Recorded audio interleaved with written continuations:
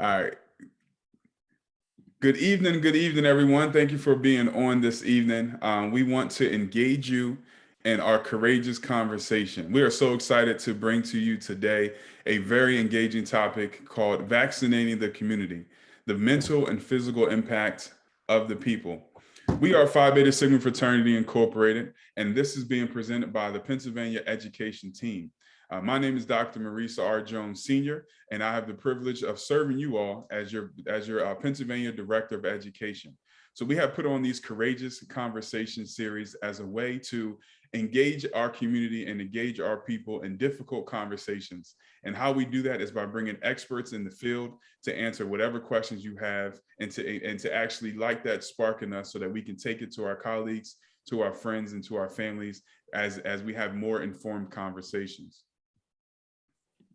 So you might ask the question, what are courageous conversations? What is a courageous conversation and what it has?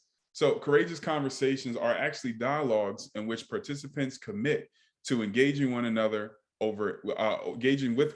with honesty, open-mindedness, and vulnerability. They also agree to listen deeply and to have a better understanding of each other's perspectives. So these conversations can be uncomfortable, they can be difficult, and they can be at times uneasy, but they are a catalyst for change. The majority of our conversations that we have on a daily basis in our communities, we want to make sure that they promote and they are a catalyst for change. While we're engaging in these conversations, these courageous conversations, we want to agree to four standards or four things that we want to focus on. The first thing we want to do is staying engaged. And what I'm going to do is the next slide, we're going to talk about some ways that you as the audience can stay and remain engaged. But it should be easy for this particular topic because we have two engaging presenters two experts that are going to present information to you. Next, our next agreement is we want to expect that we're going to experience some discomfort. As we said before, these conversations are not easy, but they must be had in order for us to promote change in our communities, and they're much needed in our communities. Third, we want to make sure we speak our truth. Here, our presenters are going to give you the facts. They're going to give you what is necessary for you to be able to be more impactful in your conversations in your community. So we want you to ask your questions that you might have, because these are the experts. They do this in their daily practice. Whatever questions you have, they'll be able to answer it for you or point you in the right direction to get the answers you seek. Last but not least, our fourth agreement is we want to expect and accept a lack of closure. These are very complex conversations that we are engaging in, and they cannot be solved or resolved in this hour's worth of time. But we want to at least start the conversations and promote the catalyst so that we can change our communities in a positive way. So getting engaged, what does that look like on this particular platform? As you know, we're in the Zoom platform, and because of COVID, a lot of people have become experts in Zoom. So we want you to utilize the chat space in Zoom. If you have any questions, any direct comments, anything, put them in, and we'll make sure we lift them up and highlight them for our speakers to engage in that and to put that into their presentations. Second, you have an opportunity to raise your virtual hand. You should have buttons on your Zoom toolbar where you can click and raise your virtual hand. We will see that, recognize, and allow you to unmute and speak your truth. Speak and ask your questions, or if you have any comments additionally to ask. Last but not least, and most importantly, we have a comment survey that we would love for you to give some additional feedback to. If you have a question that you thought of later on after this presentation, or while you're watching this presentation on YouTube after the fact, you can fill out you could complete this Google form and ask those questions, and we'll get these questions to you, answered from our experts. So these are the ways that you can be engaged in our conversation. So our presenters, our keynote speakers, as I said, the experts in this field that we're focusing on today. First, we have Dr. Cornelius D. Pitts. He is the Director of COVID-19 Vaccination Response. It's a project center for urban bioethics based out of the Lewis Katz School of Medicine, Temple University, and with partnership of the Merriam Medical Clinics. That is a partnership between Temple University and the Merriam Medical Clinics, and that's where the majority of his work gets done, as he is an impact and a pillar in our community and an expert in the field of COVID-19 vaccinations. So I'll allow him to explain his background and everything as he opens it up for his presenters, but during his presentation, but wanted to introduce him in that sense. Next, we have Brother Brandon Brown. He is a trauma specialist at Temple University through the Lewis Katz School of Medicine, the Center of Urban Bioethics.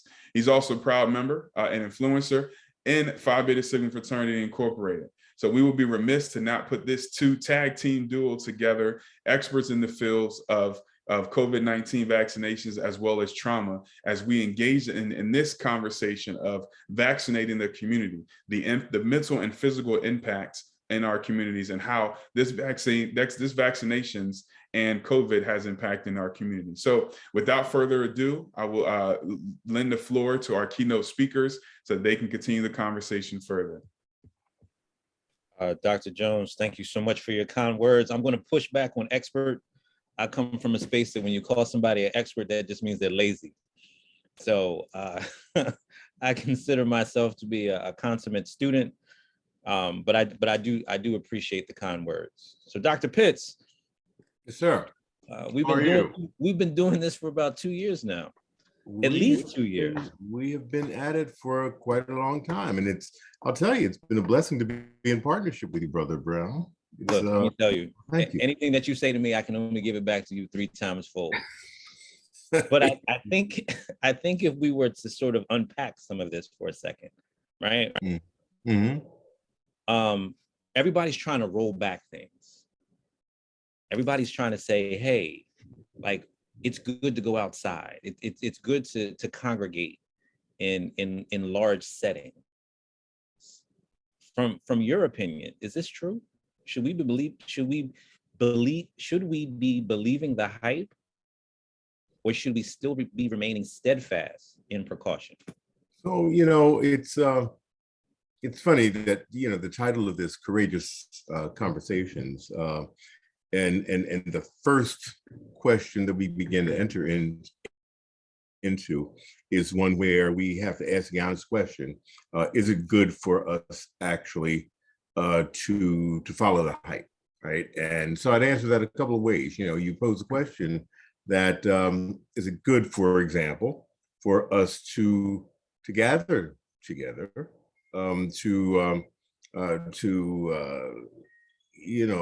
become more social than we had been? And obviously the answer to that question is absolutely yes, it is. Our mental health demands that we gather together, and that we're social beings. On the other hand, and of course you knew that there was another hand coming. We need to be very cautious as we gather together. You've heard all of this before, I'm sure, in terms of, well, if we gather together, do we still have to wear masks? Do we still have to social distance? And the answers to those questions are yes, with some qualifications. We still have to do those things. The issue of wearing masks, of course, as we gather together is one of great importance, because, we don't know where other people are coming from, basically, and that's the long and short of it. And, the virus is still out there. There is just no question it is still out there. We're in the middle of a pandemic. Not knowing where people are coming from, yes, you should mask when you are in congregation with those who you do not know. Being with family members, being with those that are in your household, that is yet another story, right? And it might be deemed to be safer. The other issue, of course, is, do we need to social distance? Well, yes, within reason, right? Now you see people gathering everywhere, right? It's a matter of, are people gathering who are protected either through mask or vaccination? And vaccination remains by far the most important measure that we can take as we gather together. Now, I know we don't have, thank you. And I know we don't have the statistics on this, but I do have a story, right? So there was a woman a couple weeks ago whom they just had to funeralize. Mm-hmm. And the reason they had to funeralize her is because her granddaughter or grandchild was COVID positive.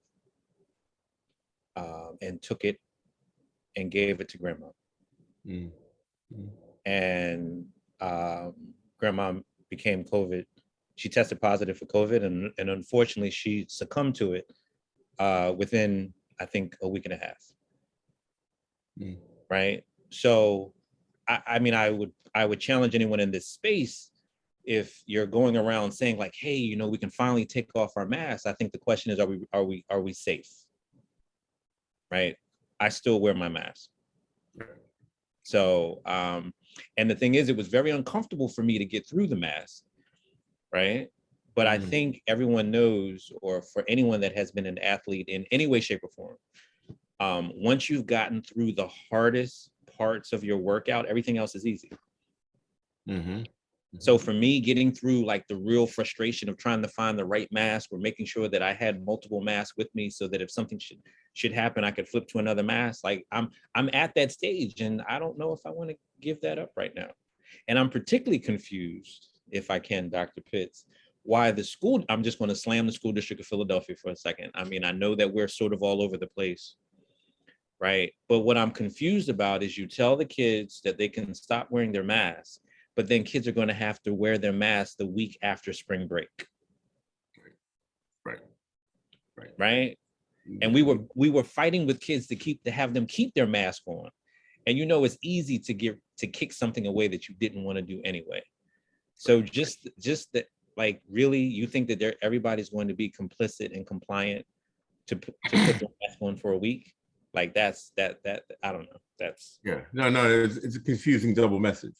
Right. And so the bottom line, of course, is that the school system should not have dropped the mandate for masks, right? Because again, you know, it all gets back to the uncertainty of what of where the virus, our history with the virus, and also our future with the virus, right? And we've all been here before. We've dropped our mask and we've let down our guard. And we really do have to remain cognizant of being safe around those that we love. You know, unfortunately, that is such a sad story with regard to the grandmother and her grandchild. But also looking at the fact, again, when we are out in the public domain, we have no idea who we are around. When we are in schools, and a school child comes to school, we have no idea whether or not that school child has spent time in the presence of Uncle Johnny, who steadfastly refused to wear his mask. I'm sorry, Dr. Pitts, if I can, like, let's not worry about Johnny. Let's also talk about teachers that weren't getting vaccinated. Oh, yes, absolutely. Absolutely. No. Let's not all make it Johnny's fault, because it might have been Quetta's fault too. No, you're absolutely right. You know, and the whole issue around teachers who have, and I've run across some of them, who steadfastly refuse to get vaccinated. Healthcare professionals steadfastly refuse to get vaccinated in some instances and are still working. All right. So yes, you're absolutely right. All of those areas where we are exposing each other, you got to be really careful. So someone in the chat is like, should kids still be wearing their masks? They still should be wearing their masks. Yes. And so despite what the school system says, I want to take this opportunity to say to people, you know, encourage your young people when they go to mass. Remember, the mandate has been dropped, but that doesn't mean that we have to drop our guard, right? It only means that they're not requiring, you know, but you got to keep up that guard. Ask your young people as much as you can. Young people are in fact young people, yes, right? But if you can at all encourage them for the reasons that we're discussing around being safe around grandma, you know, about not picking it up from the teachers, wear your mask while you're in school. Absolutely. And so if I can, because I think there's a reason why we don't need to put our guard down, right? So Dr. Pitts, talk to us about BA2. So BA2 is And for the, That and is actually, so let's approach this like that. Someone on the call might not know what I just said. Sure. So what is BA2? What is BA2? Where are we coming from with BA2? So There we go. BA2 is we've heard of mutations, and we have heard of these variants that are coming out of the parent Omicron. BA2 is in fact a form of Omicron, right? And we have to really be aware of the fact that when we are in the presence of those who are unvaccinated, who might have been exposed to Omicron, if we are unvaccinated or if we are unmasked with BA2 present, then we are at risk for contracting BA2, the variant BA2. Why? Because BA2 being a variant, and you know how these mutations work, is that they all have a way of evading our immunity. Now, the catch is that BA2 is seen to be not as severe as the parent Omicron for those who are vaccinated. That's where we come back, and it's key that we keep coming back to vaccinations. Not only that, BA2 as a variant is 30 to 60 times more contagious than the parent Omicron variant, right? And so again, that's where we have this uncertainty, is it going to evade whatever immunity I have through the vaccination? Is it going to evade that? But keeping in mind that if you are vaccinated, the chances of you developing severe illness, if you are vaccinated, you got to come back to that, the chances of you developing severe illness is next to nothing. The chances of you developing severe illness if you are vaccinated, if you are unvaccinated, is really high. And that's where you have to be really careful. Does that answer your question? No, it does. And, oftentimes when we have these conversations, people want to talk about, well, like I'm not vaccinated and like I didn't catch COVID. Right. So, are you aware or the thing is that, and not to throw it, but they might have had it and just were asymptomatic. Yeah. Okay. So, but I guess my question is like, if someone were to wonder, because sometimes in spaces like this, people might think that we are coming at those individuals that are not vaccinated, right?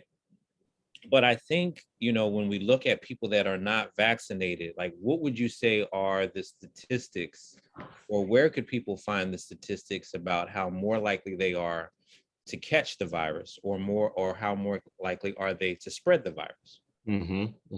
Or how more likely they are to suffer more severe symptoms because they didn't have the vaccination? Can you speak to any of those points?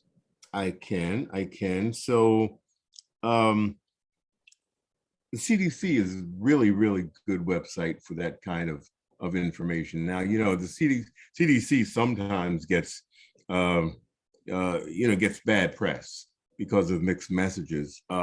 What I happen to believe is that the statistics at the CDC, when you look at the website, it will tell you things like you are twice as likely and this, let me go back too, because a lot of this goes to race. And that's a whole other conversation. Of course, I expect a lot of questions around that. Now, it goes back to race in as much as if you are African American, if you go to the CDC site, you can see that you are twice as likely to die if you are unvaccinated. If you are unvaccinated and if you get severe illness, right? You're 1.5 times likely to be hospitalized if you are unvaccinated and if you are unprotected in other ways, right? You can get that information at the CDC. Furthermore, we have to take into consideration the fact that people who have underlying diseases, high blood pressure, diabetes, respiratory disease, whether or not you have asthma or COPD, a big deal, right? Which increase your risk if you are unvaccinated, right? And no, we're not coming at people who are unvaccinated and say you got to get vaccinated, you better get vaccinated. But it's a matter of conveying good information, reasonable information as to why getting vaccinated is a good thing. So here we go. So Dr. Pitts, we have a question in the chat. I want to hit on that, and then I want to hit CRT right after we do this, right? So the interesting thing is we were talking about this earlier this week. I was like, you know, in our community meeting, North Philadelphia Collective, if anybody's interested, let us know. We'll make sure that you get a link. Shameless plug, but it's too Absolutely, late. but that's okay, you know. Well, no, Dr. Jones, this is already being recorded. So people would be like, North Philadelphia Collective, what is that? It's a wonderful opportunity. But anyway, so I was asking you earlier this week, I was like, so like, what's up with all these vaccinations? Because now they're talking about like a second or a third vaccination. Yeah, and I feel that you had a very interesting response. So let's just keep it real. Say less. What's up? Sure. So here you go. Yeah, so you've got your first and second shot, right? We know that that's what people are doing when they get the Moderna and they get the Pfizer shot, right? Then you come on to the third shot, the booster, and there's a reason for the booster, right? Because over time your immunity actually decreases. Okay, so you've got shots 1, 2, and 3. We've been asked about the fourth shot.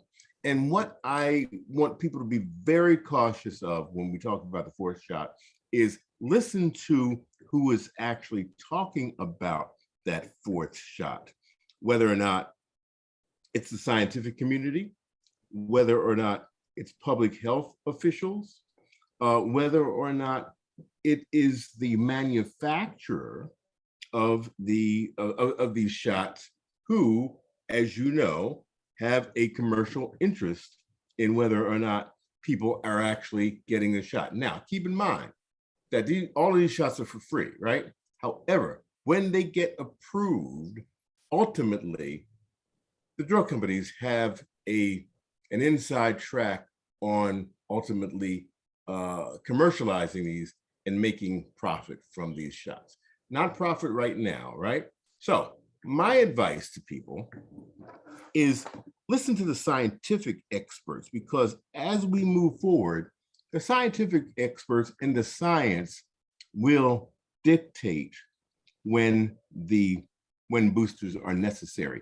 If this fourth booster, for example, is necessary, the scientific community will let you know, not the CEO of Pfizer. And that's all that I'll say about that, but you get the picture, right? And just listen very carefully, be mindful and rational about who you're listening to for these arguments. Does that answer your question, Brother Brown? No. I think it does, and I thank you. So I gotta pull this back. Dr. Jones, Dr. Pitts had said he had dropped some gems earlier that we're just gonna have to unpack. Mm-hmm. Right. Oh, I was talking when I said CRT, I said now we're gonna put our critical race theory lens on, because a couple minutes ago you said some things, and I want to make sure that the people in this space and the people that will read or listen to this later, that they really caught what you were saying. So when you were talking about for African Americans, like we are genetically disposed probably to catch this at a greater rate, right? So I have sort of like these two questions that don't seem like they sit together, but it's like sweet and sour sauce. Like they just got to mix, right? So the first one is like, so how is it that people of color came to get these diseases, these medical conditions, these medical conditions. And why are we predisposed? Well, how have we become predisposed? That's the first one, right? And then the other thing is like, so at what point in time do we just simply talk about communities of color and their distrust, perhaps even hatred of the medical system. Man, you, Brother Brown, you know, I didn't ask these questions. You dropped them. I just picked them up. I just picked them up and put them on the table. You know I can talk, man. I heard what you said. I heard what you said, man. You know? All right, so okay, let me see. How can I make this brief? So don't. This is a courageous conversation. Sometimes courageous conversations are ugly and they're long. Okay, we got time, Doc. We got time. Take your time. Take your time. Okay. Besides, half of the people on this is probably watching the Villanova game anyway. So we talk about predisposition to diseases, and one could argue, and I'm just going to choose one disease. I'm going to choose cardiovascular disease, hypertension, heart failure. You know, let's not go the route talking about diabetes just yet, or bad sugar. So yeah, we're going to talk about bad blood, bad sugar. We're going to talk about well, you know, we can go back and talk about the collective of all of those, right? And here's the thing: we have to remember where we have been as a race, right? And the trauma that is in our bodies by virtue of us being go back numerically, right? Going back to the 60s, being and now really, you know, being segregated against, being treated disparagingly by other communities, and racism, let's call it what it is, racism, which is the mother and the father of the fact that we have been exposed to certain traumas in our life that our bodies are holding on to, right? That being the case, you know, our levels of hormones, you know, various types of hormones. I won't get too deep on the name of these hormones, but it's high. It remains high and causes. Let's talk about it. You got internal oxycontin. You got endorphins. Like let's call that. So corticotropin, right? Yeah. High, remains high in our bodies and has remained high in our bodies by virtue of all of the trauma and traumatic situations that have been visited among us as a people, going back to slavery and beyond, right? And so there's a science called epigenetics, right, in which we can hold on to traumas and our bodies can hold on to situations of our forefathers, so that, you know, we are prone to be more hypertensive. And people call it essential hypertension, right? Essential hypertension meaning that there is no discernible cause for that hypertension. Well, in fact, there is a discernible cause for that hypertension. There is a discernible cause for things like diabetes, which, you know, if we talk about it, diabetes, there are lots of literature, the fact that diabetes is in fact an immune disease, right? Talk about respiratory disease, COPD, talk about asthma, and some of the contributing factors to those, you know, such as smoking. And we smoke when we are under stress. Well, as a people, we are always under stress, right? And so there are sociologic reasons as to why our bodies are carrying around these diseases. And one could say that African Americans are suffering by virtue of these predispositions of diseases because of things like segregation, racism, redlining, slavery, etc., on and on and on down the line, right? So Dr. Pitts, let's use Dr. Jones for a second. Dr. Jones, I know you're a doctor, you got all kinds of money. Do you have a coin with you? Like, do you have, what's the lightest thing that you have on you right now? I would say I don't have no coin. I have a credit card. Put the credit card in your hand. Like me, I don't carry money either. Yeah. Put the credit card in your hand for a second. All right. So put it so we can see it. Hold on one second. Put it on the camera. Okay. Well, actually, it's in my phone. I'm not gonna take it out. But Oh, it's in no, my no, phone. no, no. I need something that you can put in your hand. Find the lightest thing that's around you that you can put in your hand. A piece of paper. Here you go. Yes. All right. So here's the interesting thing. So you're holding that piece of paper, right? Mm-hmm. And you're thinking like, all right, it's just a piece of paper. But what if I ask you to hold that piece of paper for a week? Yeah. Now, here's the interesting thing. The weight of the paper hasn't changed, but because you have been carrying it so long, it becomes heavy. Yes. All right. So when we're talking about like all the stuff that Dr. Pitts was talking about, when we're talking about, you can put the paper down because we want to see want to see your face. No, but the thing is, you've got to think about all of the stuff that we've been carrying around. Yeah. Yeah. Right. So when we talk about, epigenetics, it's actually part of this. It could be a part of a larger conversation when we're talking about intergenerational trauma. Mm-hmm. So in truth, I could be carrying around the remnants of things that impacted my grandmother and grandfather. Jesus. And so would you even, so just a question to add to that, to expand on that, because that paper is light, and like you said, the time that you add to it makes it heavier. Are you almost saying, Brother Brown, that if our ancestors would have taken care of issues before in their particular time, it would have been lighter for us? No, that's not fair. That's not fair because the situations are different.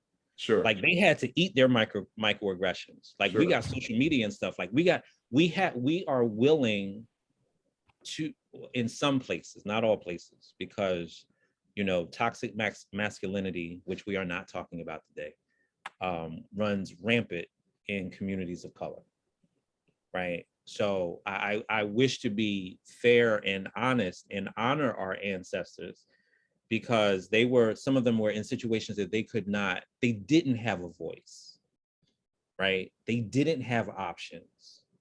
They had to figure out how to manage that, right?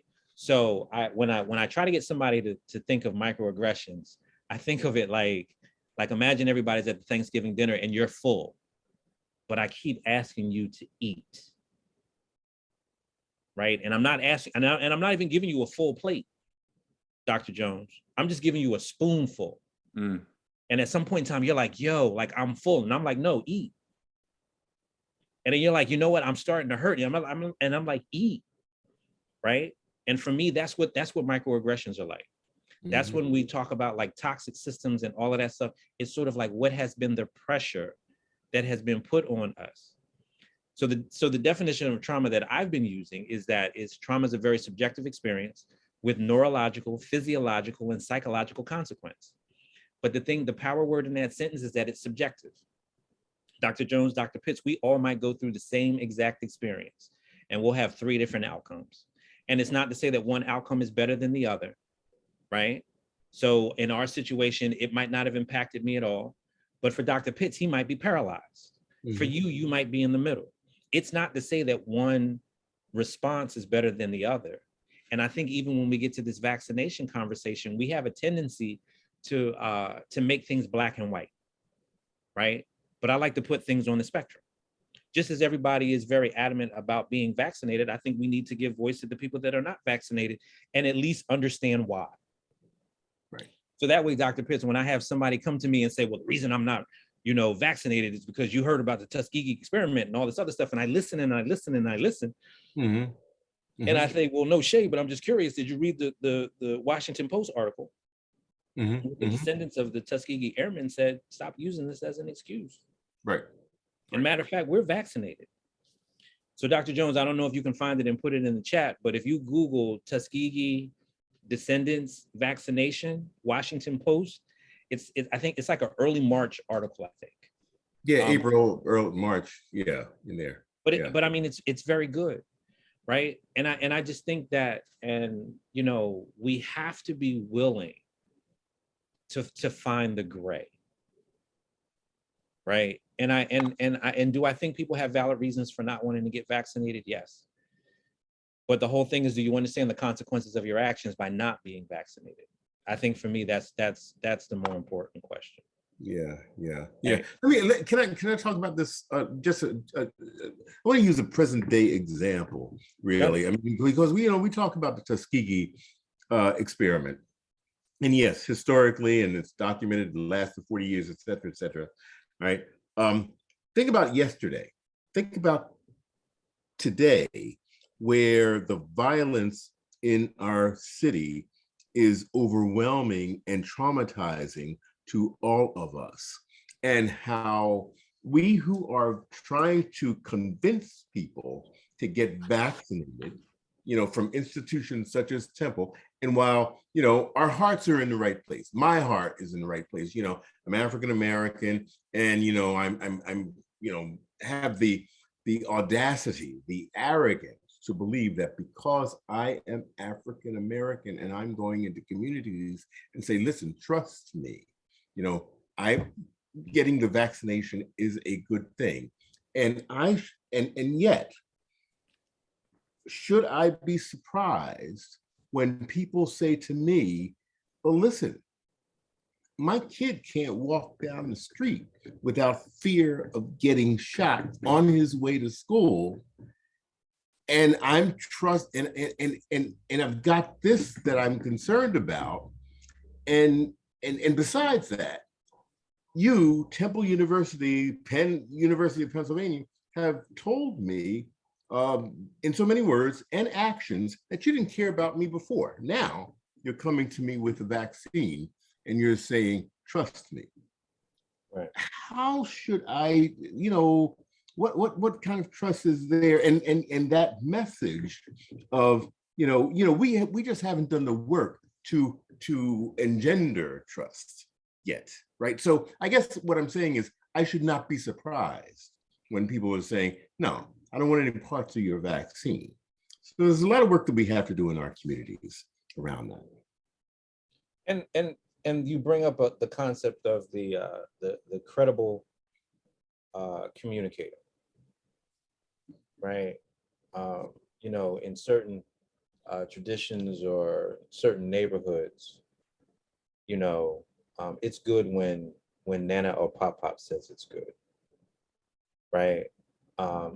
Oftentimes I wonder, because of how everything was introduced to us, because if it was introduced, it's really hard to clean up chaos if it started chaotic. Mm-hmm. Mm-hmm. Right? So for the simple fact that how this was introduced and how it was ignored in the very beginning, I can kind of understand, because it was like, on one side you're telling me that it's something that I should blow off, but then in truth it killed, millions. Yeah. Right. Yeah. And I don't know. Yeah. I think people think that we are past the vaccination. I love what you said about, I think we just still need to remain diligent. We need to stand post. If anything, if we take care of ourselves, we can make sure that we're taking care of others. Yes. Yes. And I think that's the most important piece to any of this.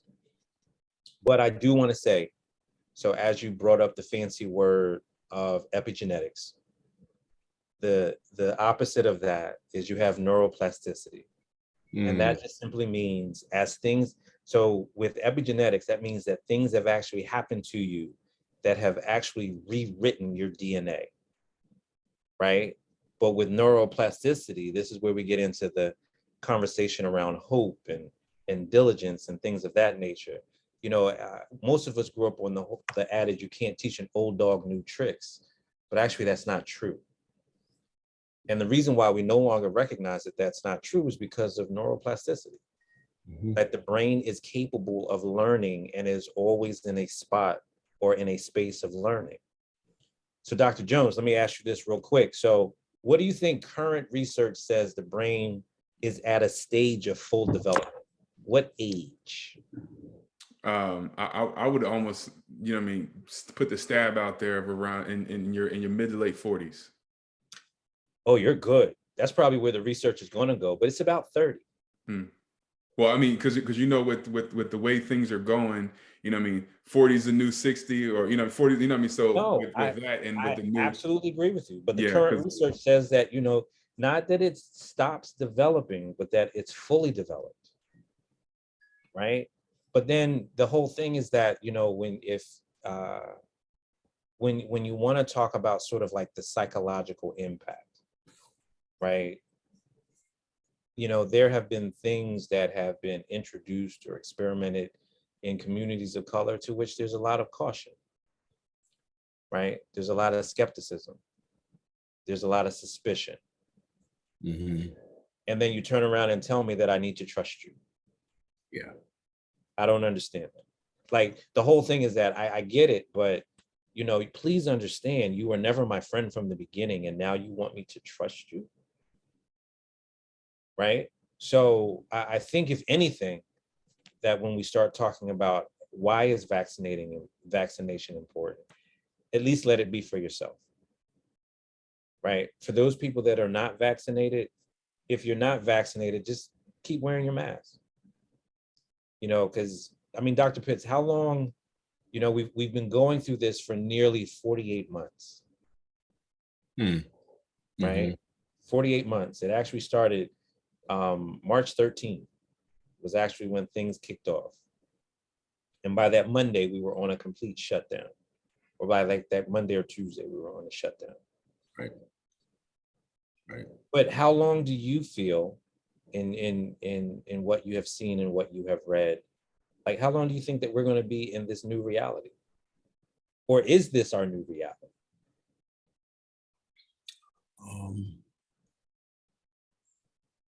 So you're not going to like the answer. I think this is a new reality, right? So, and here's why I say that. You know, we've seen variant after variant after variant, and we have to remember. We have to remember this is a pandemic, right? It's worldwide. And Brandon, you've heard me say this before. Because it's worldwide, and by the way, the U.S. is only the population of the U.S. is 5% of the world's population. 5%. And so, and yet we in the U.S. seem to think that we are the beginning and the end of the universe. We are not. We are not. There's a whole world out there, many of whom have not yet been vaccinated and who are affected by this virus. As long as those places remain with low vaccination rates, then the virus has an opportunity to affect them. And when it affects them, you know, what affects them also affects us, kind of thing. In as much as, you know, there are almost 8 billion people on this planet, and we are related to all of them, right? And so, as someone in India or an African country that has low vaccination rates, as they contract the virus, because keep in mind too, I mean, if we really want to talk technically, anyone who is unvaccinated, and this goes for in the US, anywhere else in the world, anyone who is unvaccinated, their bodies are giving the virus an opportunity to replicate within their bodies. And when that happens, variants develop. That's just the biology of the situation. And literally that's how God made us, right? And so, and with that, you know, as long as there remain pockets in this world of injustice and low vaccination rates and healthcare disparities, we need to be on our guard. We really do. You know, letting down our guard is only giving the vaccination, once it arrives, the virus, once it arrives on our shores, it's only giving it a chance to create other and future surges. There are, and I'll end with this. You know, I was looking at the World Health Organization website, and I counted between the current variants and those that have previously been studied and followed. I counted 2021 variants, from the from coronavirus, right? Now, not you haven't heard. You've heard of Delta, you've heard of Alpha, Lambda, you've heard of a few of them, but there are 21 out there. We don't know how dangerous any of them will be ultimately, right? So we have to be mindful of that and really stay on our guard until the majority of folks in the world are vaccinated or in some way protected. So as we're looking at time, Dr. Jones has already put the survey in there. We will hope that at some point in time, you didn't know that I was also the MC, did you, Dr. Jones? Like I just, Dr. Jones, Dr. Jones put the survey in the chat. Hopefully you will have some time to kind of click on this and talk about how wonderful Dr. Jones was and how informative Dr. Pitts was. And that Brandon guy, I don't know. Well, yeah, but I don't know. I mean, you hear Brandon's mellifluous voice, and I've heard him actually do that while playing music. He's a natural. He is a natural DJ. So, but here's the thing, Dr. Pitts. Before you start to throw out all the empty accolades, Sigma in Sigma the magic number is 3. We have 3 founders, right? If you had 3 statements, 3 thoughts, 3 urges to give the people that are assembled here or that will be listening to later, what would it be? What would they be? I'm sorry. What would they be? Top of my list is get vaccinated. If you are not vaccinated, I don't want to make any presumptions, but if you are not vaccinated, strongly consider getting vaccinated. Secondly, wear your mask, encourage your young people to continue wearing their mask. My third one is don't keep that message, if not wanting to presume, but if you adopt those first 2, don't keep them to yourselves, right? Tell your neighbors, tell your family members, and on down the line. I guess for me, I think one of the hardest things about COVID, right, about the lockdown, about the shutdown, was that you got to spend more time with the individuals that you loved. And I think for some that was a very, very hard time. Dr. Jones has not stopped shaking his head. So, but I really think, and I really hope that the last 48 months has provided people the opportunity to really get to know themselves, right? And so I hope that if anything, people have a better knowledge of self. I hope people have developed realistic plans of self-care. Because if you look behind me, I've had them up here. There are just certain things that you can do that don't require money, right? But it just requires a little bit of intentional effort throughout the course of the day. So Dr. Jones, the way that I talk about your your self-care is, so you said you got a MAC card, right? And you're very affluent, Dr. Jones and everything, but I'm pretty sure at some point in time, like you would go to the MAC machine and hope that money comes out. Mm-hmm. Right. And the reason why you did that is because you would say to yourself, I don't know how much I have in there, but I hope I have enough to cover my ass. Do you see where this is going? Yeah.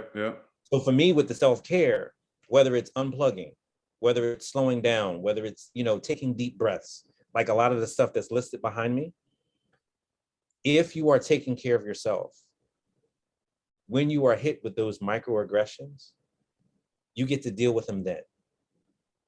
Right?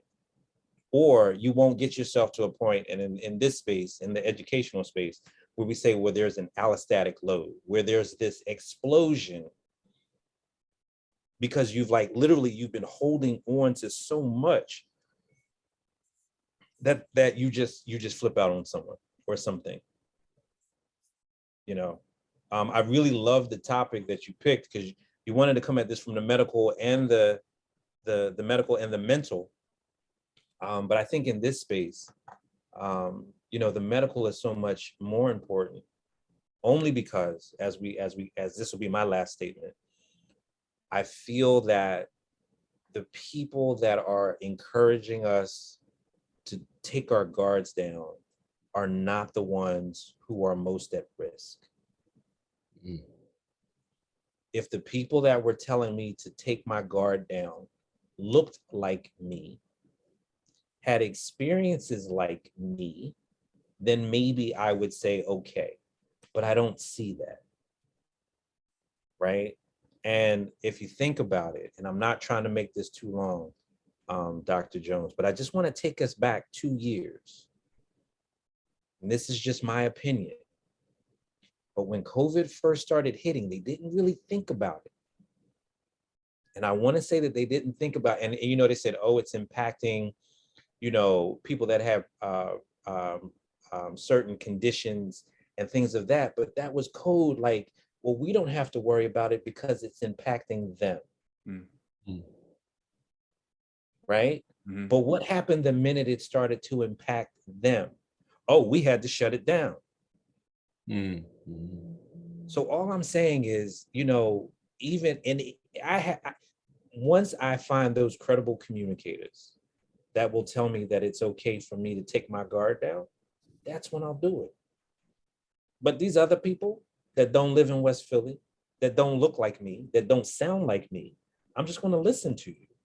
But I don't know how much impact you're going to have on me. Mm-hmm. So I'm going to stop there and hand it over to you, Dr. Jones, because I know you want to close this out. Look, this is a topic that we can definitely talk about for the evening on end, and we might have to bring the both of y'all back for a part 2. But you gave us so many gems to chew on and to live by, and I appreciate you, Dr. Pitts. I appreciate you, Brother Brown, for your words and your encouraging our people. That the bottom line is, like you said, know who the message is coming from, and be able to check your sources. And definitely the piece that you talked about, Brother Brown, about the trauma and the impact of it. Dr. Pitts talking about the physical aspect and its connection to our ancestry, to our lineage, and how that impacts us on a daily basis. We just truly, truly appreciate you. And thank you for taking this courageous conversation to the next level. So this was a courageous conversation talking about the vaccinating the community. And we hit both aspects, and we talked about the mental aspect, but more importantly, the physical and the medical aspect as well, and how it impacts us as a people, as a community. So hopefully you were able to get some facts that you can take back to your family, to your friends, to your loved ones, to your coworkers, so that you can continue the conversation further. Remember, the courageous conversation is just a catalyst. It's just a jump starter. It's something to light the fire inside of you to impact that change. So once again, thank you all. This was presented by Hold on, Dr. Jones. I hate to do this, but I'm just curious. Does anybody in this space have a question? Because this is what I'm willing to do, because I can just jump into the second half of the Villanova game. Well, there was one question that was put out there from the people in the chat was, what were your thoughts if you want to do high level? We know that a lot of the conversations with the 3rd and the 4th vaccination is now they've opened the allowance age for the Moderna viruses, for the Moderna vaccination, excuse me, to go all the way down to the age of 2. So what's your thoughts about children that young getting vaccinated? Thank you. Be careful. Be careful. I think that those, you know, all of us need to be vaccinated, right? And I think that as you seek these vaccinations, particularly in the pediatric set, right? You know, you're talking about ages 5 and below, and down to 2. Be really careful who you get these vaccinations from. Not everyone is trained to vaccinate young children. You know, that's just a fact, right? And so, you know, you have certainly a pediatrician. You have you know, someone else in a nearby hospital, a medical professional that you trust, who is trained in pediatrics, right? You know, obviously you don't want to go to places like CVS and say, you know, vaccinate my child, right? You don't want to do that. And so just be very careful who you receive these vaccinations from. So I have to yield because I see Brother Waddell. He peeked out and he came off video. So Dr. Jones, you don't understand. You know, when you see an elder, you just got to defer. So I'm just going to say, sir, you have given us video. Do you wish to ask something? I just had one small question about, does the science show that the unvaccinated people are more likely to catch and spread? I mean, it might be an obvious question, but where I'm going with it is that should people who work in the African-American communities in healthcare settings be mandated to be vaccinated if the science shows that? Yeah, that's such a tough one because that gets on obviously on the personal liberties. The beginning of your question, is it for those that are unvaccinated, is it easier to contract, certainly, and easier to spread? The answer is yes, right? And why? And people will argue this point. You know, those in you know who are non-scientists will say, well, you know, you can still spread it when you are vaccinated, and some of that is true, to be quite honest. But the severity and the extent and the length of time that it remains that the virus remains that the contagion remains in the virus as it is in your nose, that amount of time is much less, the science is showing. So the period of time that it can be spread if you are vaccinated is much less, right? As far as mandating, you get into issues of the legality of depriving one of one's personal liberties. And you can go both ways to that too, right? You know, I have a personal liberty and a personal right to my own health, as opposed to, you know, someone who says, well, I have a personal right not to get vaccinated, right? So you can go both ways on that. And that, you know, that's, I don't have an answer for you really. But those are just some random thoughts, really. All right.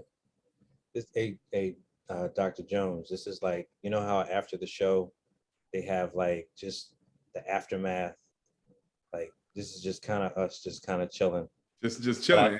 And I do know I'm only going to chill until the end of halftime.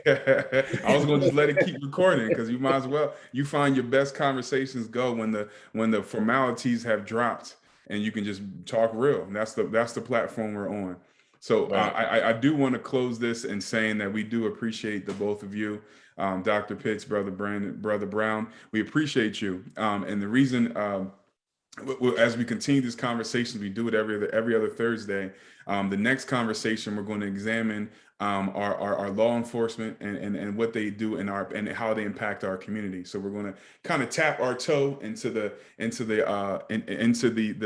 black and blue conversations, as well as our emergency professionals and everything that we do, our service professionals. We want to talk about that and have a courageous conversation about our community and how we impact and how we embrace our EMS and our law enforcement. So once again, I thank you all for being on this call. I thank our keynote speakers, our presenters, Dr. Pitts, Brother Brown. I appreciate y'all to the fullest. Any last closing words before we close off? So I just want to thank, and I'll leave the absolute close to the master, Brother Brown. But I just want to thank everybody for joining this conversation. You know, they are courageous, and sometimes they are. We have to be frank, and sometimes they're painful, to be quite honest. But it's courageous to be in that area of pain sometimes. So I certainly appreciate everyone on this call, and I deem it a blessing to be asked to do this. Dr. Jones, I'll just say this. You know, as Sigmas, we believe in good trouble, right? And I think these courageous conversations are just like a prime example of getting into good trouble. So I wish to say this to you as a past officer, whatever. Doesn't matter who's in this space. Right, as long as you have people that wish to listen, That's all that matters. Mhm. Right? So I say that my closing words are to affirm you, because oftentimes we try to assess things by number instead of recognizing the impact that you might have had just on the individuals that are here. Right? So my closing remarks are kudos to you, sir. Yes. And if there's anything that I can do to help you further this, you let me know. You know, I ain't that far away. I appreciate it. I know you're only a phone call away, you right down the street, You go. you know, I mean, virtually. So I appreciate that. I put it all back on you all. Thank you all for having this. Thank you to our listeners. Thank you to those that will tune in. We do have our other series. We have about 5 courageous conversations that have went on before. So check them out on YouTube. If you missed the conversation before, you can still get re-engaged with it. Check the conversations on YouTube. As we continue to move this forward, and as Brother Brown said, as we continue to get in good trouble. So as we sign off, listen to some Sam Cooke on the way out, and we All right. appreciate the conversation. Thank you. Thank you. Bye, everybody.